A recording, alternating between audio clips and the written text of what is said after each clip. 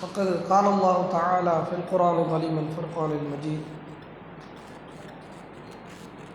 يا أيها الذين آمنوا اتقوا الله حق تقاته ولا تموتن إلا وأنتم مسلمون. قال النبي صلى الله عليه وسلم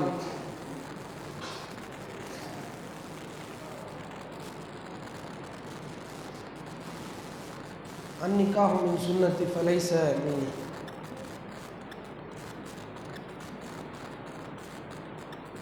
எல்லா புகழும் இல்லாமல்ல அல்லாஹ் ஒருவன் குறித்தாகட்டும். அவனது சாந்தியும் சமாதானமும் நம் உயிரிலும் மேலான நபிகள் நாயகம் ஸல்லல்லாஹு அலைஹி வஸல்லம் அவர்கள் மீதும்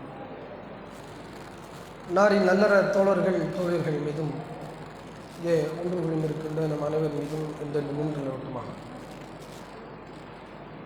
அல்லாஹ்வுடைய மகத்தான அருளால் 17 நோன்புகளை முடித்து 18வது நோன்புக்காக நாம் எல்லாம் வணக்க வழிபாடுகளிலே ஈடுபட்டு கொண்டிருக்கிறோம். இந்த சூழலில் இஸ்லாம் கூறும் குடும்பவியல் என்ற தலைப்பில் நாம் பார்க்க இருக்கிறோம். கணவன் மனைவியுடைய உறவுகள் குறித்து இஸ்லாம் என்ன சொல்கிறது, நம்முடைய சமூகம் என்ன நிலையில் அதை புரிந்து வைத்திருக்கிறார்கள் என்கிற செய்தியை நாம் திருமறையிலிருந்தும் நபிமொழிகளிலிருந்தும் உரசி பார்க்க கடமைப்பட்டிருக்கிறோம். நாம் வாழுகிற இந்த சூழலில் இந்தியா போன்ற நாட்டை குடும்பவியல் கோட்பாட்டுக்கு உதாரணமாக கொள்வார்கள். இந்தியா என்பது ஒரு கூட்டு குடும்ப வாழ்க்கையை முன்னிறுத்திருந்த ஒரு நாடாக இருக்கிறது. கலாச்சாரம் பண்பாடு என்றெல்லாம் பேசுகிறாங்கல்ல, அது எல்லாமே எது சார்ந்து இருக்கும் என்றால் குடும்பவியல் சார்ந்த அம்சத்தில் தான் இந்தியாவை சொல்கிறாங்க. இந்தியா என்ற நாடை குடும்பவியலுக்கு முன்னோடியான ஒரு நாடாகத்தான் பார்க்கப்படுது உலக அரங்கில். ஆனால் சமீப காலமாக பொதுவாக இந்திய குடும்பங்களும் சரி உலக அளவிலையும் சரி குடும்பங்களில் விவாகரத்துக்கள் ஆண் பெண் தலாக் உலாக்கள் அதிகமாக நடக்கும். இஸ்லாத்தை தாண்டியும் அப்படி தான் நடக்கும். இந்திய சூழலை மாறி இருக்கு. நாளொன்றுக்கு தற்கொலை செய்யக்கூடியவர்கள் 36 பேர் இருக்கிறாங்க. தற்கொலை முயற்சிக்காக 1400 பேர் தற்கொலை முயற்சி பண்ணுறாங்க ஒவ்வொரு நாள். இது WHO ஒரு புள்ளி விவரம், புள்ளி பட்டியல் கொடுக்குறாங்க. 1400 பேர் முயற்சி பண்ணி 36 பேர் செத்து போயிடலாம் உலகம் முழுவதும். இது 36 பேர் சாதாரண ஒரு விஷயம் கிடையாது. தற்கொலைக்கு முயற்சி பண்ணி சாவுறான் அப்படிங்கிறத இயற்கை மரணம் கிடையாது. இதில் நீங்கள் எடுத்து பார்த்தீங்கன்னா அதில் ஒவ்வொரு ரேஷியோ போட்டிருக்கான். ஆசிரியர்கள், படித்தவர்கள், படிக்காதவர்கள், மத நம்பிக்கையுடையவர்கள், மத நம்பிக்கையற்றவர்கள். அதில் ஒரு கேட்டகரி கணவன் மனைவி இந்த கேட்டகரி போட்டிருக்காங்க. கணவன் மனைவி எத்தனை பேர் தற்கொலை பண்ணுறாங்க அப்படின்னு சொல்லி நமக்கு ஒரு ஆச்சரியமான ஒரு விஷயமா இருக்குது. என்னடா இது கணவன் மனைவி கேட்டகரி அதில் சேர்த்து தற்கொலையில் ஒரு சப்ஜெக்ட் சேர்க்க வேண்டிய விஷயமா அது. அந்த அளவுக்கு இந்த சமூகம் மாறி கிடக்கு. கணவன் மனைவிங்கிற அந்த புரிதல்களில் சரியான வழிகாட்டுதல், இஸ்லாமிய வழிகாட்டுதல் இருக்குமானால் இந்த இஸ்லாம் என்கிற இந்த வழிகாட்டுதல் இந்த மனித குலத்துக்கு வழி நடத்த வேண்டும் என்பதுதான் நம்முடைய பேராசை. அதே மாதிரி தனி குடித்தனம் என்ற பெயரில் இன்றைக்கு பெற்றோர்கள் பேணப்படுவதை புறக்கணிக்கிற சமூகமாக இருக்கிறாங்க. தனி குடித்தனம்னா என்னங்கிறது புரியல. அவங்க திருமண தேர்வுகள் குறுக்காக மார்க்கத்துக்கு அப்புறமா குறுக்கு வழியில் தேர்வு செய்யப்படுது. அதாவது காலேஜ் படிக்க வைக்கணும், அவங்களே பேசிக்கிறாங்க, அவங்களே லெட்டர் கொடுத்துக்கிறாங்க, அவங்களே திருமணம் எல்லாம் நிச்சயிட்டுக்கிறாங்க. அதுக்கப்புறம் அரேஞ்ச் மேரேஜ் மாதிரி பண்ணுறது.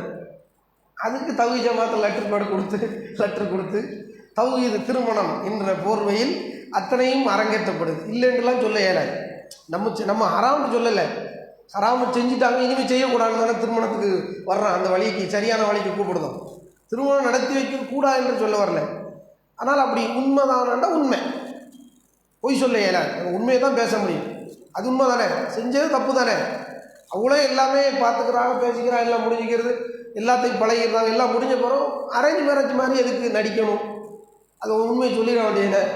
அப்போ அப்படி சமூகத்தில் இப்படியான குறுக்கு வழிகளை தேர்கிட நிலை காரணமாக இருக்கும்.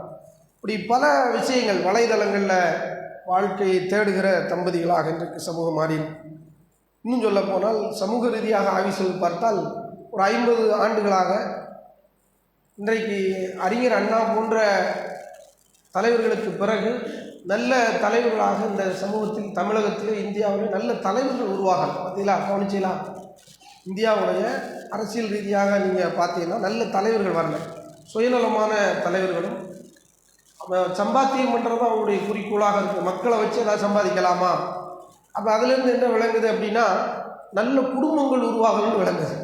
புரியுதா? குடும்பங்கள்லேருந்து தான் பிள்ளைகள் தயாரிக்கப்பட்டு நல்ல பண்பாளர்கள் உருவாக்கப்பட்டு தலைவர்களாக வர்றாங்க. இதுதானே? பொய் சொல்லுகிற தலைவர்களாக இருக்கிறாங்க. அதே மாதிரி வாக்குறுதியை மீறுகின்ற தலைவர்கள் இருக்கிறாங்க. தன்னுடைய கட்சிக்காரர் என்றால் எந்த லெவலுக்கு கீழே இறங்கி சப்போர்ட் பண்ணுற அளவுக்கு அநியாயத்துக்கும் துணை போகின்ற தலைவர்களாக இன்றைக்கு மாறி இருக்கிறது. இதெல்லாம் பண்பாடு கெட்டுருச்சு, குடும்பங்களில் பண்பாடு கெட்டிருக்குது என்பதற்கான அடையாளங்கள். அப்போ குடும்ப கலாச்சாரம் சீரழிவு என்பதற்கு இதெல்லாம் ஆதாரமாக வைக்கணும். இஸ்லாமிய குடும்ப கலாச்சாரமும் இப்போ கெட்டு போயிருக்கு. அதுக்கு ஏன் அப்படின்னு கேட்டால் இஸ்லாமிய சட்டத்திட்டங்கள் என்ன, ஆணுக்கு என்ன சட்டம், பெண்ணுக்கு என்ன சட்டம், கணவன் மனைவிங்கிற அந்த அடிப்படை எப்படி இஸ்லாம் பார்க்குது, இதையெல்லாம் நாம் சரியாக புரிஞ்சிட்டோம்னா எல்லாரும் பாதிக்கப்படுற மாதிரி ஒரு முஸ்லீம் சமூகம் பாதிக்கப்படக்கூடாது. ஏன்னு கேட்டால் இறை தூதருடைய வழிகாட்டுதலை பெற்று வேதங்களை பெற்று தூதருடைய வழிகாட்டுதலை வச்சு எத்தனையோ ஆலிம் பெருமக்கள் அதற்கு விளக்கம் கொடுத்து ஆய்வு செய்து இவ்வளோ பெரிய அமைப்பாக ஜமாத்தாக எல்லா அமைப்புகளும் கட்டமைப்புகளும் உருவாகி இருக்கிற இந்த சமூகத்தில் திரும்பவும் தலாக்கு குலா மனமகிழ்ச்சியற்ற வாழ்க்கை அப்படின்னு இந்த சமூகம் எதிர்கொள்கிறது என்றால் சட்டங்களை ஒன்றும் புறக்கணிக்கணும், இல்லாட்ட தெரியவே இல்லைன்றாங்க. ஒன்றும் சட்டம் தெரியாமல் இருக்கும், இல்லாட்ட தெரிந்து புறக்கணிக்கின்றார்கள். இந்த ரெண்டு நிலை இருந்தாலும் குடும்ப மகிழ்ச்சியாக இருக்காது. இப்போ அது சம்பந்தமாக நாம் இஸ்லாம் என்ன சொல்லுகிறது, குடும்பவியல் சட்டங்களை இஸ்லாம் எப்படி அப்ரோச் பண்ணுது, என்ன நிலையில் அதை அணுக வேண்டும் என்று இஸ்லாமுக்கு சொல்வதை இந்த தலைப்பில் பார்க்க போகிறோம். முதலாவது செய்தி, எல்லாத்துக்கும் அடிப்படை துணை தேர்வு தானே. குடும்பமாக இப்போ ஒரு ஆண் தனியாக இருக்கிறார், ஒரு பெண் தனியாக இருக்கிறாங்க. யாரோ ரெண்டு பேர் பெற்று வளர்த்த ஆளாக்கி பேச்சுலராகி உழைக்கிற வயசுக்கு வந்துடுறாங்க ஆணும் பெண்ணும். இப்போ அவங்க குடும்ப வாழ்க்கையை துவங்குறது துணையை தேர்வு எடுக்கணும். அப்படிதானே? கணவன் மனைவியை, மனைவி கணவனையும் தேர்வு செய்யணும். ஆண் பெண், மணப்பெண் மணமகன் மணப்பெண் தேர்வு செய்ய வேண்டியது. இதில் இருந்து தான் குடும்ப வாழ்க்கை துவங்குது. தனியாக இருக்கும்போது எந்த பிரச்சனையும் வராது. 12 மணிக்கு தூங்குவான், 1 மணிக்கு வருவான், எங்கேயும் போவான் வருவான். அதை நம்ம ஒன்றும் சொல்ல முடியாது. இஸ்லாம் அதுக்கும் சட்டம் சொல்லுது. இளைஞர்களை எப்படி வழிநடத்த வேண்டும் என்று இஸ்லாம் தனி தலைப்பில் பேசுது. கணவன் மணியாகும்போது முதல் அடிப்படை துணையை தேர்வு. ஒரு நல்ல குடும்பம் எங்கேருந்து ஆரம்பிக்குது என்றால், தொடங்குகிறது என்றால் துணையை தேர்வு செய்தலேருந்து ஆரம்பிக்கும். நாமும் அங்கேருந்து அந்த தலைப்பை துவங்கணும். முதல் கோணல் முற்றிலும் கோணல் மாதிரி திருமண வாழ்வுக்காக துணையை தேர்வு செய்கிற பொழுது சரியாக தேர்வு செய்யவில்லை என்றால் எல்லாமே கோணல் தான், குலாப்ஸ் ஆகிடும். மொத்தத்துக்கும் அவ்வளோதான், மரம் கலண்டுரும்.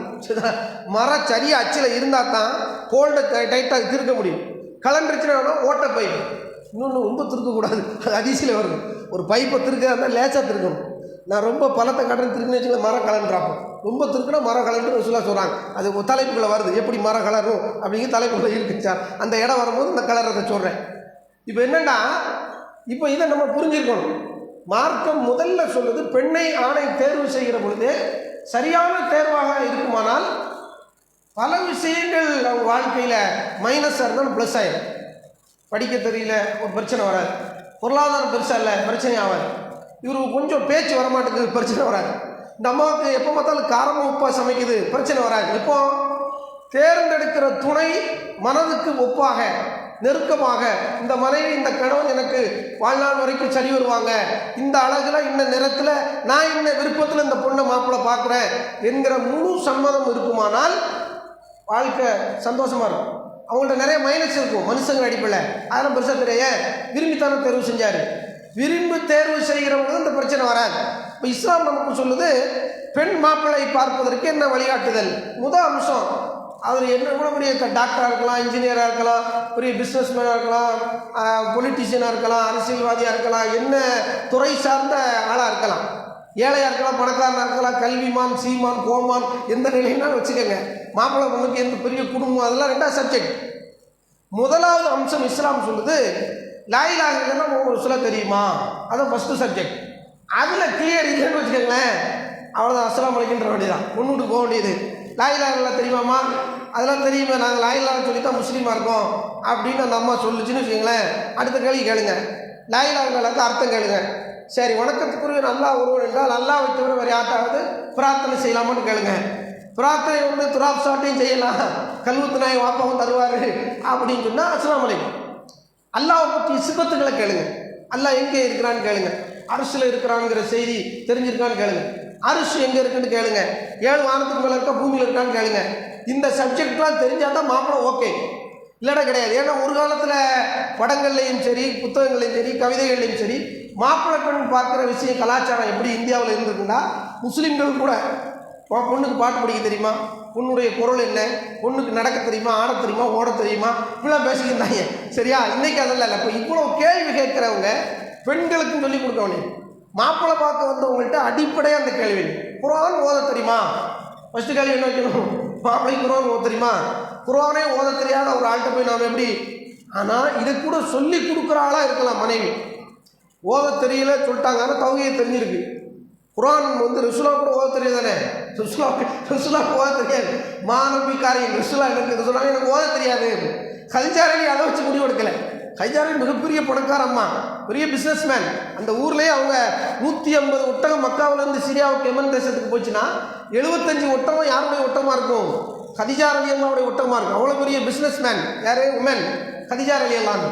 அந்த கதீஜா ரலியல்லாஹு வந்து முகமதை ஏன் தேர்வு செய்தாருன்னா, ஓத தெரிஞ்சிச்சுன்னா தேர்வு செஞ்சாங்க. அம்மா கேள்வி கேட்கலாம், தப்பு கிடையாது. மார்க்கத்தில் பெருமானார் ஸல்லல்லாஹு அலைஹி வஸல்லம் ஓத தெரியாது, ஆனால் தௌஹீத் தெரிஞ்சிச்சு. லா இலாஹ இல்லல்லாஹ் அவங்க சொல்கிறதுக்கு அடையாளமாக இருந்தாங்க, முதல் அடையாளமாக. நல்லா புரிஞ்சுக்கணும், தௌஹீதை தெரியாத எந்த மாப்பிள்ளையும் பொண்ணும் ஹராம் என்று இஸ்லாம் சொல்லும். திருமணமே செல்லாது, விபச்சாரம் என்று சொல்லலாம், வேற பணியில் சொல்கிறாங்க. திருமணமே செல்லாது இஸ்லாம். செல்லாத ஒன்றை நாம் எடுத்து வைத்து கொண்டு வாழ்நாள் முழுக்க மார்க்கத்துக்கு புறம்பான ஒரு தம்பதிகளாக வாழ்ந்து நரகத்துக்கு போயிடுவாங்க. இது இஸ்லாத்தில் இல்லை. முதல் சப்ஜெக்டு லா இலாஹ இல்லல்லாஹ் ரசூலா கிளியர் ஆகும். இதை குர்ஆன் பேசுது. லா தன்கிஹுல் முஷ்ரிகாத்தி ஹத்தா யுமின்ன வல அமத்துன் முமினத்துன் கைரு மின் முஷ்ரிகத்தின் வலவ அஜபத்துக்கும். அல்லாஹ் சொல்கிறான், முஷ்ரிக்கான இணை வைக்கிற பெண்களை அவர்கள் நம்பிக்கை கொள்கிற வரைக்கும் நீங்கள் திருமணம் முடிக்காதீர்கள். ஆண்களுக்கு பொறுப்பாளர் தேவையில்லை, பெண்ணுக்கு தான் வழி தேவை. ஒரு ஆண் போய் ஒரு பெண் இருக்கிற வீட்டில் போய் பொண்ணு கேட்கலாம், தப்பு கிடையாது. இஸ்லாத்தில் ஒன்றும் தப்பு கிடையாது. ஒரு பெண்ணு போய் ஒரு ஆண் இருக்கிற வீட்டில் மாப்பிள்ளை தாங்கன்னு கேட்க முடியாது. ஒரு பொறுப்பாளரை அழைத்து கொண்டு போய் கேட்கலாம். இஸ்லாம் பெண்ணுக்கு வழி சொல்லுது. அப்போ இந்த வசனம் சொல்லுது, ஒரு பெண்ணை நீங்கள் திருமணம் முடிக்கிறதா இருந்தால் நம்பிக்கை கொள்கிற வரைக்கும் இணை வைப்பாளர்களை திருமணம் முடிக்காதீர்கள். நேரடியாக ஆண்களுக்கு சொல்கிறாங்க. நீங்கள் இறை மறுப்பாளர்களாகிற பெண்கள் குலத்தாலையும் அழகாலையும் அந்தஸ்தாலையும் செல்வத்தாலையும் உங்களை எவ்வளவுதான் ஈர்த்தாலும் மனம் கவர்ந்தாலும் வல அமத்துல் மூமினத்துல் கைரு மின் முஷ்ரிகத்தின் வல ஆஜபத்துக்கும், எவ்வளவு கவர்ந்து இழுத்தாலும் அதை விட மூமினான அடிமை பெண் சிறந்தவள். அடிமையாக தான் இருக்கா, ஆனால் நம்பிக்கையோடு இருக்கா அப்படின்னா அவள் சிறந்தவள் என்று அல்லாஹ் திருமறை குர்ஆன்ல சொல்கிறான். இதான் எலிஜிபிள், தகுதி. வலா துன்கிஹுல் முஷ்ரிகின ஹத்தா யுமினு. அல்லாஹ் சொல்கிறான், உங்களுடைய பெண் பிள்ளைகளை இணை வைக்கின்ற இறை மறுப்பாளர்களுக்கு நீங்கள் பெண் பிள்ளைகளை திருமணம் முடித்து கொடுக்காதீர்கள். அவங்க நம்பிக்கை கொள்கிற வரைக்கும் அது கூடாது. வல அபுதும் மூமினுன் கைரு மின் முஷ்ரிகின் வல வாஜபக்கும். அழகாலும் அந்தஸ்தாலும் குலத்தாலும் உடலாலும் உங்களை எவ்வளவு கவர்ந்தாலும் நீங்கள் ஒரு அடிமையான மூமினான ஆணை திருமணம் முடிப்பதுதான் ஹலால் என்று அல்லாஹ் சிறந்தது என்று சொல்லித்தரான். இதை சொல்லிட்டு அல்லாஹ் சொல்கிறான், இதோடு மட்டும் முடிக்காம உலாய்க்கேதூன இலன்னார், இறை மறுப்பாளர்கள் இணை வைப்பாளர்கள் எங்கே கூட்டு போயிடுவாங்களாம்? வாழ்நாள் முழுக்க நரகத்திலே வாழ்ந்து நிம்மதி இல்லாமல் வாழ்ந்து நரகத்துக்காக அழைக்கின்றார்கள். எல்லாம் நரகத்துக்காகவே அவர்கள் அழைப்பார்கள். கணவன் மனைவி உறவை சொல்லிட்டு கணவனோ மனைவியோ இஸ்லாத்துக்கு புறம்பாக இருந்தால், இணை வைப்பாளர்களாக இறை மறுப்பாளர்களாக இருந்தால் அவர்கள் நரகத்துக்குத்தான் அழைக்கிறார்கள். நரகத்தை கொழுந்து விட்டறியும் நரக நெருப்பிற்கு அழைக்கின்றார்கள். வல்லாஹு யது இலல் ஜன்னத் வல் மக்ஃபிரா பிஇذنி. அல்லாஹ் தன்னுடைய அருளால், நாட்டத்தால், அனுமதியால் சோனத்தின் பக்கமும் மன்னிப்பின் பக்கம் அழைக்கின்றான். தௌஹீதான் மன்னிப்பான், தௌஹீதான் சோனமா என்று அல்லாஹ் சொல்கிறான். அல்லாஹ் எப்படி கூப்பிடுறதா? நீங்கள் பொண்டாட்டி புருஷங்கிற பேரில் நரகத்தை கூப்பிடுறீங்களா என்று அல்லாஹ் கேட்குறான். இபையினு ஆயாத்தில் லின்னாஸி லஅல்லஹும் யத்தஸக்கரூன். மனித சமூகம் சிந்திக்க வேண்டும் என்பதற்காக அல்லாஹ் தனது வசனங்களை தெளிவுபடுத்துகின்றான் என்று சூரத்துல் பக்கராவில் 221 அல்லாஹ் சொல்கிறான். இந்த வசனம் ரொம்ப தெளிவாக பேசுகிறேன். திருமணத்தினுடைய முதல் நிலைப்பாடு ஷிருக்கோ குஃப்ரோ இருந்தால் செல்லாது, ஹராம், திருமணம் கூடாதுங்க. அடிமையான ஆளாக இருந்தால், மூமினாக இருந்தால், ஆனா பெண்ணாக இருந்தால் ஓகே ஹலால் அப்படின்னு இந்த வசனம் சொல்லு. முதல் பாயிண்ட்டே தான். பெருமானார் ஸல்லல்லாஹு அலைஹி சொல்கிறாங்க, இது ஓகே, தௌஹீதில் தான் இருக்கிறாங்க, இணையெல்லாம் வைக்கிற, லா இலாஹா முஹம்மது ரசூலுல்லாஹ் கரெக்டு, தெளிவாக இருக்காங்க. ஆனால் வேறு என்ன காரணத்துக்காண்டி திருமணம் முடிக்கலாம்? மார்க்க பற்று இருக்கான்னு பார்க்கணும். தௌஹீதில் எத்தனை பேர் இருக்காங்க மார்க்க பற்று இல்லாமல் உறுதி இல்லாமல் இருக்காங்கல்ல? இப்போ தௌஹீதுக்கு வந்த பிறகு உறுதியான நிலைப்பாட்டை பார்க்கணும்.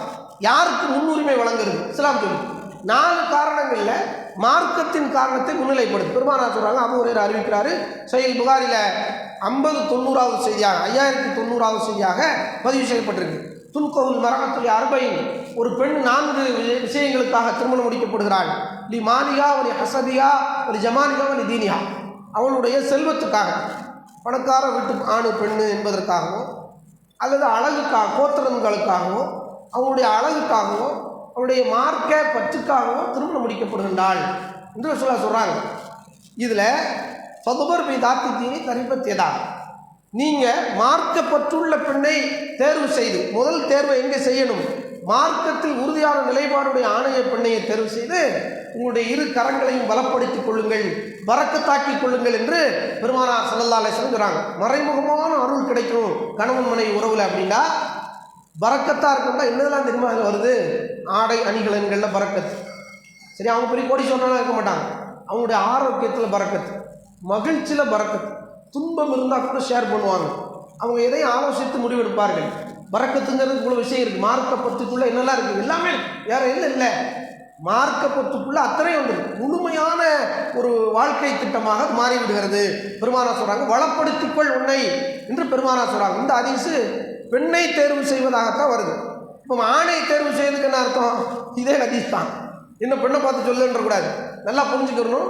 பொதுவாக வரக்கூடிய எந்த குர்ஆன் ஹதீஸும் ஆணை பார்த்து பேசினாலும் அது பெண்ணுக்கு பொருந்தும், பெண்ணை பார்த்து பேசுகிற எந்த ஹதீஸாக இருந்தாலும் ஆணுக்கு பொருந்தும். தப்பு தப்பாக அர்த்தம் வச்சிடக்கூடாது. இதே ஹதீஸ் தான் ஆணை தேர்வு செய்யறது. ஆணை குலப்பெருமைக்காகவோ அளவுக்காகவோ செல்வத்துக்காக மட்டும் இன்றைக்கு ஆணை நீங்கள் தேர்வு செய்து படுற பாடு பெரும்பாடு. காதால் கேட்குறோம், பல பேர் புலம்புறான், நம்மள்கிட்ட பெரிய குடும்பம் நினச்சி கட்டி கொடுத்தோம், கருத்து சுதந்திரம் இல்லாமல் போயிடுச்சு, அவன் வைக்கிறதான் சட்டம்ங்கிறான், பெரிய குடும்பம் போய் மாட்டிக்கிட்டோம். சில ஆட்கள் பொண்ணு கொடுக்கறதுக்கு பயப்படுறாங்க. பெரிய குடும்பங்களுக்கு கொலைகள் நடந்து வச்சுன்னா எங்கே இன்வெஸ்டிகேஷன் கூட பண்ண முடியாது, விசாரணைக்கு கூட வரமாட்டாங்க லேசில் அப்படி என்கிற அளவுக்கு வாய் கொடுத்து பேசுகிறான். பெரிய குடும்பம் சின்ன குடும்பம் தான் மேட்டலாம். நான் குறை சொல்லலை, பெரிய குடும்பத்தை குறைக்கான்னு சொல்லலை, எல்லாருமே அப்படி இருப்பாங்களாம் சொல்ல முடியாது. அதை மனிதனுடைய புத்திகளை வச்சு தான் நம்ம சொல்கிறோம், சரியா? ஆனால் இயல்பு நம்ம பார்க்கணும், இதெல்லாம் பெருசாக தெரியக்கூடாது. பிளாட்பாரம் வியாபாரத்தில் வேலை பார்க்குறாரு, துணி கடை வச்சுருக்கிறாரு, சப்பல் கடை இதை வச்சுருந்தானே என்ன உழைச்சி தானே சாப்பிட்றாரு.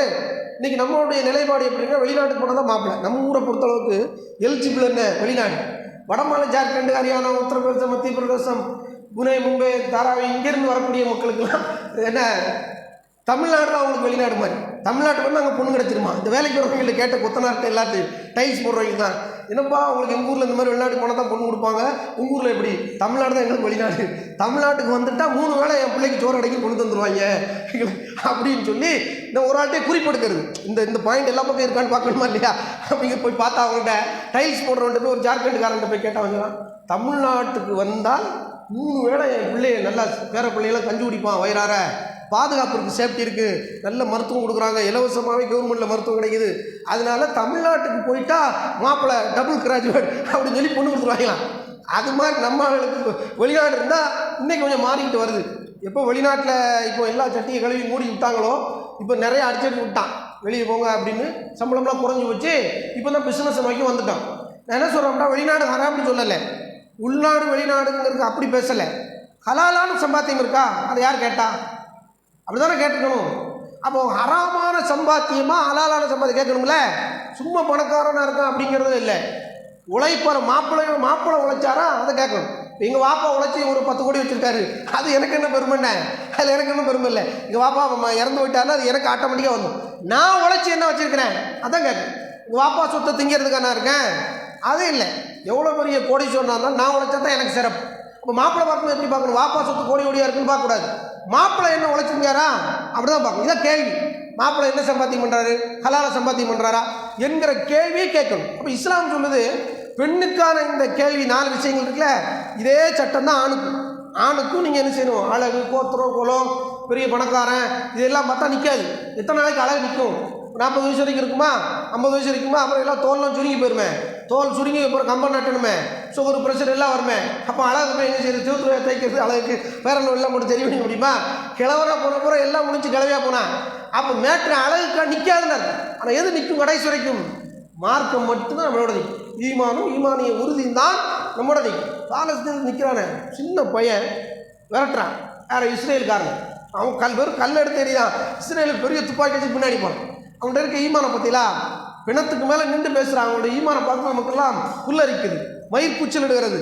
எந்த மாதிரி பேசுகிறாங்க சின்ன பிள்ளைகள். அந்த ஹிட்லர் கூட ஒரு இடத்துல சொன்னான், ஒரு 50 யூதர் பலஸ்தீன இளைஞர்களை எனக்கு தந்தால் நான் இந்த உலகத்தை என் காலுக்கீழ் அமைத்து தருவேன் அப்படின்னு செஞ்சான். ஹிட்லர் கூட பேசியிருக்கான்.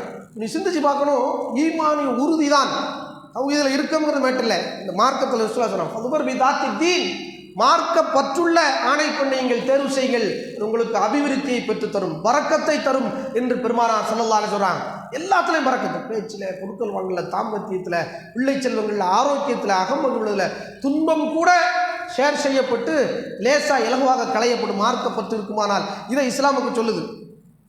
அபூ தல்ஹா பெண்ணு கேட்குறாரு, விரும்பி தான், எல்லாமே விருப்பம் இல்லாமல் எந்த பொண்ணையும் கட்ட முடியாது, விரும்பி தான் பொண்ணு கட்ட இஸ்லாம் சொல்லுது. அனஸ் இப்னு மாலிக் ரலியல்லாஹு அன்ஹு இருக்கிறாங்க, அபூ தல்ஹா காஃபிரா இருந்துட்டு முஸ்லிம் பொண்ணை என்ன செய்கிறாரு பார்க்குறாரு, பொண்ணு நல்லா இருக்குன்னு பொண்ணு கேட்க வராரு. யாரை? உம்மு சுலைம் ரலியல்லாஹு அன்ஹா கேட்குறாரு. அப்போ அந்த அம்மா சொல்லுது, வல்லாஹி மா மிஸ்லுக்க யா அபா தல்ஹா யுரத், அபூ தல்ஹாவே உன்னை மாதிரி ஒரு அம்பையக்கூடிய வீரர், உன்னை மாதிரி குதிரை வீரர், ஒரு உழைப்பாளி, அழகான மாப்பிள்ளை, மறுக்கப்படக்கூடாது, நல்ல மாப்பிள்ளை, வீரமான மாப்பிள்ளை, எல்லாம் திறமையான மாப்பிள்ளை, எல்லாம் ரைட்டு தான். ஆனால் இன்னக்க ரஜுலுன் காஃபிர், யாருன்னு கேட்டால் இறை மறுப்பாளான ஒரு மனிதன்.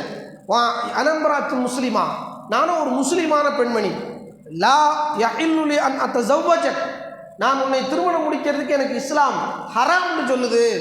இணை வைக்கிற ஒரு மனுஷனை, இணை வைக்காத ஒரு முஸ்லீம் மூமின் எப்படி காஃபிரை திருமணம் முடிப்பான்? நீ மாப்பிள்ளை டபுள் ஓகே, ஆனால் திருமணம் பொண்ணு செல்லாத, அல்லாஹ் சொல்கிறான் இப்படி சொல்லி அந்த அம்மா ஒரு வீர வசனமே பேசிடுச்சு.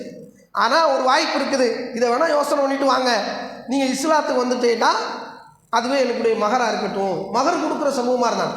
மக்கத்து காஃபிர்கள் எத்தனையோ தவறு செஞ்சுருந்தாலும் மகர் கொடுக்குற சமூகமாக இருந்தாங்க. அவங்க காஃபிராக இருக்கும்போது மகர் கொடுத்துருக்குறாங்க. அவர் கேட்குறாங்க, அவங்களுக்கு புரியுது மகர்ண்டா என்னன்னு.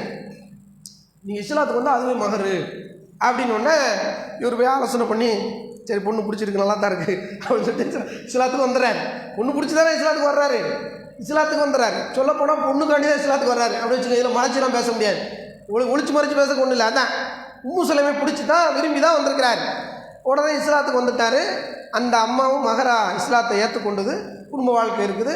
இதை அறிவிக்கக்கூடிய தாபியை சொல்கிறாரு, இந்த தம்பதிகளுக்கு 9-10 ஆண் பிள்ளைகள், 10 ஆண்கள், ஒரு பிள்ளை இறந்து போச்சு சரியா, 9 பிள்ளைகள், 9 ஆண் பிள்ளைகளை நான் பார்த்தேன். குல்லும் அது கரால் குர்ஆன், 9 பேரும் குர்ஆனை கற்றறிந்த ஆலிம் பெருமக்கள், சமூகத்தின் நல்ல தலைவர்களாக இருந்தார்கள், சமூகத்தின் கண்ணியமிக்கவனார்களாக அல்லாஹ் இந்த பிள்ளைகளை பார்த்தேன். அல்லாஹ்வின் தூதர் சொன்னாங்களே பரக்கத், அது வேற ஒரு ஹதீஸில் அறிவிப்பில் இருக்குது, அதுக்கு பின்னாடி வருவேன். கணவன் மனைவி உறவுல இந்த உம்மு சுலைம் அபூ தல்ஹா யாருன்னு வரும், ஆரம்பத்துலேருந்து கடைசி வரைக்கும் இவங்க கூட தான் பயணிக்க போகிறோம் சரியா. உம்மு சுலைம் அபூ தல்ஹாவோட தான் நம்ம கூட போக போகிறோம். அப்போ இந்த உம்மு சுலைம் அபூ தல்ஹாவுடைய வாழ்க்கையை பாருங்கள். விரும்பாமல் கல்யாணம் முடியும், காஃபிர் தான், அவங்க விரும்புகிறாங்க மாப்பிள்ளையை, அவங்களும் பெண்ணை விரும்புகிறாங்க. இஸ்லாத்துக்கு வர்றியா, இங்கே தௌஹீத் திருமணமே ஒழுங்காக பேசப்படலை.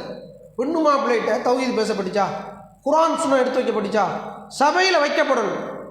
ஏன்னு தெரியுமா, கல்யாணம் முடிச்சுட்டு நஜாத்துக்காரையில் அது கூடாது இது கூடாதுமானே, இப்படி கல்யாணம் முடிச்சுட்டு மாமியாக்காரி பேசுகிறேன். இவங்களை கல்யாணம் முடிச்சா அது கூடாதுமா, ஊஞ்சாடக்கூடாதுமா, போட்டோ எடுக்கக்கூடாதுமா, அது செய்யக்கூடாதுமா, இது ஹலால் கராம் நிறைய பேசுவாங்க. நோய்மாங்க நஜாத்துக்கார வீட்டில் கல்யாணம் முடிச்சிடாத இது பக்கத்து வீட்டுக்காரி சொல்லி கொடுக்கா. பொண்ணும் பேசி முடித்த பிறகு கலைச்சி விட்டு போயிட்டான்.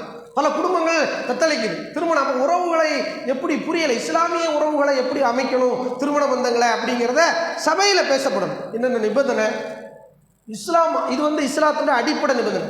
தேவைப்பட்டால் இன்னும் பல நிபந்தனைகளை நம்ம சேர்க்கலாம். இஸ்லாம் மகர்லேயே பல டிசைன் மகருக்கு உம்ரா போகிறது கேட்கலாம், தப்புலே யாராக கேட்கலாம், ஹஜ்ஜி கூட்டு போகிறது கேட்கலாம். வாப்பாட்டை நகை போடுற 2வது பேச்சலராக இருக்கும்போது பெண்கள் ஆண்களும் கேட்கலாம். பேச்சலராக இருக்கும்போது ஹஜ்ஜிக்கு கூட்டு போக சொல்லுங்கள் வாப்பாட்ட. சொத்து எதுக்கு சொத்து, ஏன் இபாதத்தை கேட்க மாட்டேன் வாப்பாட்ட சொத்தை. எத்தனையோ விஷயங்களை இஸ்லாம் நமக்கு சொல்லித் தருது. அப்போ தேர்வு தான் முக்கியம். கல்விக்காக விரும்பினதை தேர்வு செய்ய, பிடிச்ச வேலையை தேர்வு செஞ்சு பார்க்குறிய, ஒரு சப்பல் எடுத்தால் கூட, ட்ரெஸ் எடுத்தால் கூட கலர் பார்த்து ட்ரெஸ் எடுக்கிறிய, அழிஞ்சு போகக்கூடிய தேயக்கூடிய ஒரு பொருள், கிளியக்கூடிய ஒரு பொருளில் இவ்வளோ ஆனால் பார்க்குறிய, கலர் பார்க்குறிய, என்ன கிளாத்து பார்க்குறிய, அது பார்க்குறிய, இது பார்க்குறிய, தோல் சப்பல் இப்படிலாம் பார்க்குற நீங்கள் வாழ்நாள் முழுக்க என்னோடு பயணிக்கிற என் கணவன் மனைவி நான் எப்படி தேர்வு செய்யணுங்கிறதுல எந்த விருப்பமும் உங்களுக்கு இல்லையா? பாப்பா அம்மா சொன்னால் சும்மா தலையாட்டிடுறதா? ஏன் அந்த இது என்ன இஸ்லாமிய கலாச்சாரமா? பாப்பா அம்மாவுக்கு செய்தி என்ன? பிள்ளைகள் மனம் விரும்புபவர்களை நீங்கள் திருமணம் முடித்து வையுங்கள். அது அடிப்படை நிபந்தனை லா இலாஹ இல்லல்லாஹ் ரசூலுல்லாஹ், மார்க்க பற்று, இதுதான் பார்க்கணும். அப்போ நீங்கள் உங்கள் இஷ்டத்துக்கு தங்கச்சி மூளை கல்யாணம் முடிப்பேன், அக்கா மூளை கல்யாணம், அவருக்கு விருப்பமே இருக்காது தங்கச்சி மூளை, அவளை போய் திணிக்கக்கூடாது. உங்கள் விருப்பத்தில் நீங்கள் பிள்ளைகள் மேலே திணிச்சீங்கன்னா மார்க்கத்துக்கு புறமானது. குடும்பங்கள் சீரழிவுக்கு காரணம், தவறான கள்ள உறவுகளுக்கு காரணம், நான் கணவன் மனைவி நம்பிக்கை துரோகம் கெட்டு போகிறது, நம்பிக்கை துரோகமான செயல்பாடுகளுக்கு காரணம் விருப்பம் இல்லாத தகுதியற்ற மனத்தேர்வை எடுத்ததுனால தான் இந்த சமுதாயம் சீரழிவு. இல்லைன்னு சொல்ல முடியுமா? முதலில் அதை சரி செய்த பிறகுதான் மற்றதெல்லாம் பேசப்படணும். ஆணோ பெண்ணோ விரும்பாத தேர்வை செய்துவிட்டு அப்புறம் வாழ்நாள் முழுக்க அடிபட்டு மிதிப்பட்டு வாக்கப்பட்டுட்டோம்னு ஒரு 40 வருஷத்துக்கு முன்னாடி உள்ளவங்க அப்படி இருந்தாங்க. இப்போ உள்ளவங்களாம் அப்படி இருக்க தயாராக இல்லை. ஆணோ பெண்ணோ அந்த பொறுமையில் இந்த சமூகத்தில் இன்றைக்கி இல்லை. இன்னொன்று மார்க்க தெளிவு வந்துருச்சு. 40 வருஷத்துக்கு முன்னாடி மிதிப்பட்டால் அடிபட்டால் கிடப்பாங்க குடும்பத்தில், இன்னைக்கு கிடப்பாங்களா? கொழுந்தனார் மச்சினான்ட்டு அடி வைக்கிருக்காங்க. மாமனார் என்ன செய்வாங்க தெரியுமா? நம்ம ஊரில் வேட்டையே தருவோம், கம்பெடுத்து அடிப்பாங்க. நம்ம ஊரில் வந்து என்ன கட்டையெல்லாம் இருக்குது தெரியுமா? இந்த பாவாத்திர கட்டையெல்லாம் உண்டு. அடி வாங்கின பெண்கள் எத்தனை பேர் தெரியுமா? ரணமாக முதுகில் கிடக்கும் மருமகளை. அதெல்லாம் இன்னைக்குள்ள காலமாக அது திருப்பி பிடிச்சி அடிச்சிருவா மாமனார், புலக்கேசா போய் மாட்டிக்கிறவா. எந்த மார்க்கம் நமக்கு சொல்லித்தரது என்ன மார்க்கம்? இது இல்லாத ஒன்றை செய்துவிட்டு அதில் புண்ணாயிருச்சு, நாரது வீசுது, இது கடைசி வரைக்கும் வாழ்க்கை இப்படி தான் போகணும்டா.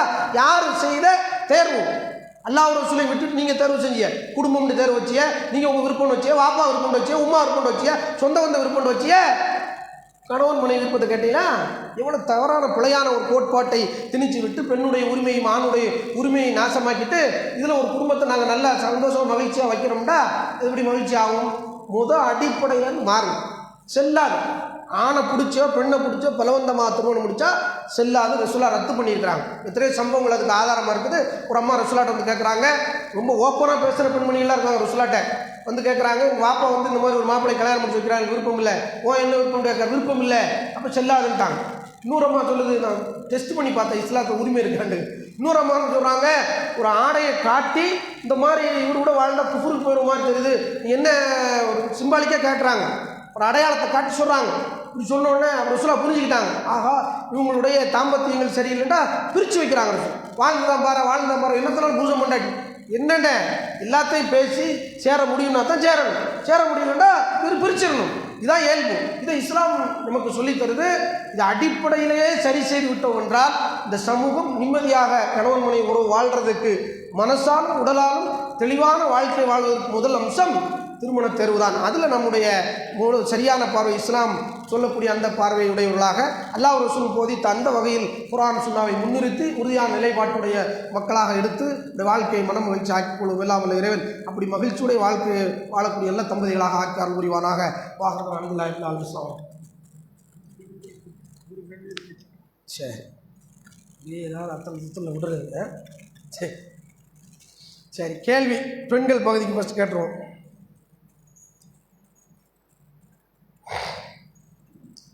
இணை வைக்கும் பெண்களை ஆண்கள் எதுவரை திருமணம் செய்யக்கூடாதுன்னு அல்லாஹ் சொல்லுகிறான். பெண்களுக்கான கேள்வி. மேல் மைக்கு தேவையா?